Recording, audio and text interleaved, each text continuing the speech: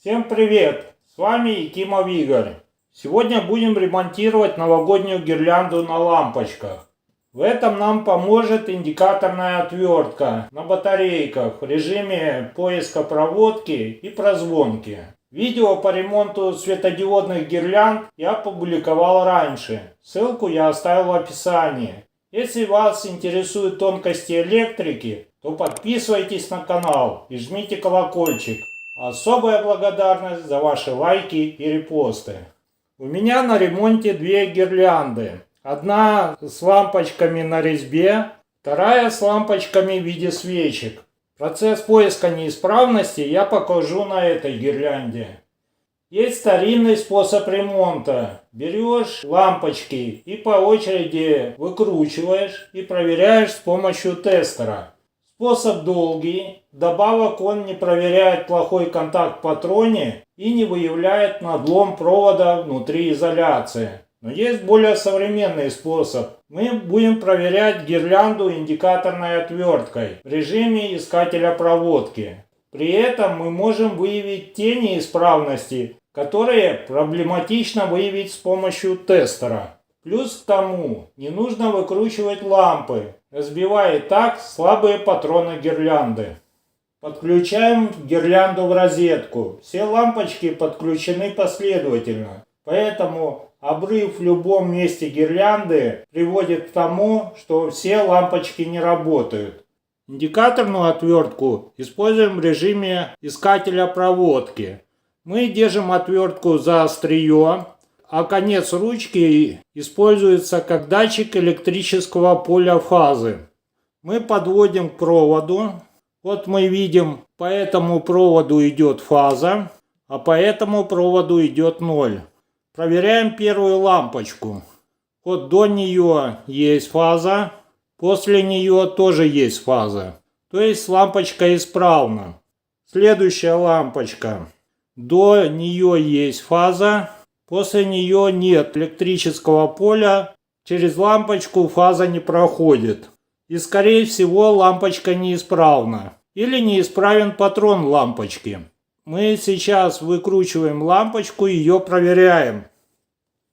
Индикатор используем в режиме прозвонки. При этом одной рукой мы держимся за резьбовую часть лампочки. Другой рукой держим отвертку. Одним пальцем держим за контакт, а острием касаемся центрального контакта лампы. Как видите, индикатор не работает, значит лампочка не работает.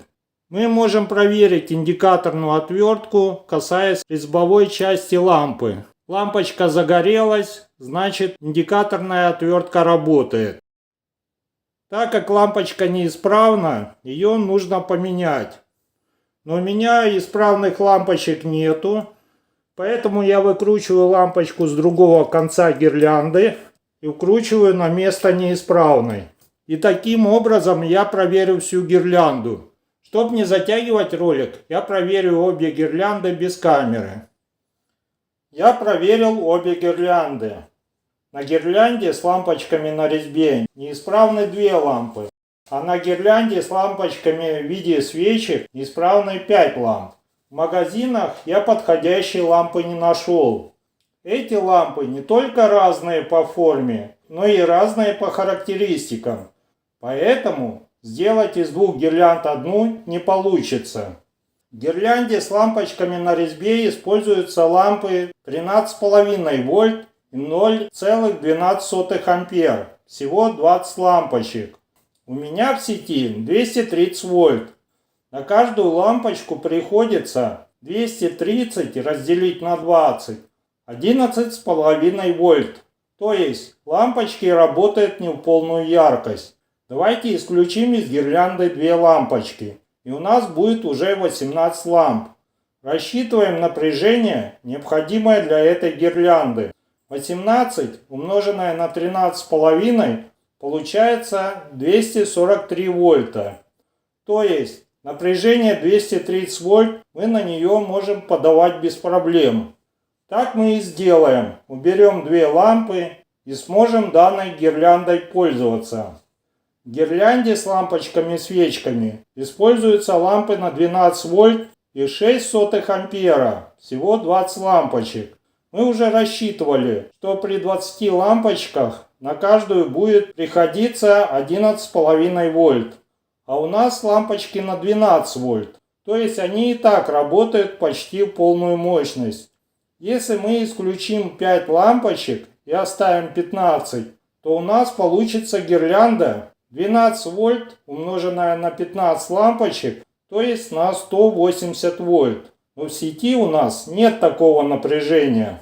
Но у меня есть выход. Я могу использовать лабораторный автотрансформатор, где могу выставить напряжение 180 вольт.